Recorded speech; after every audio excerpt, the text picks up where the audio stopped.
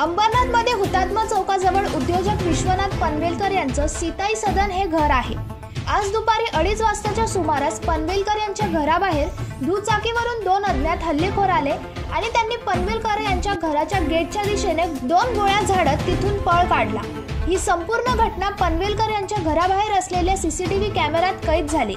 या प्रकरणी आता शिवाजीनगर पोलीस तसंच क्राईम ब्रँचची टीम घटनास्थळी दाखल झाली असून पोलिसांकडून तपासाला सुरुवात करण्यात आली आहे।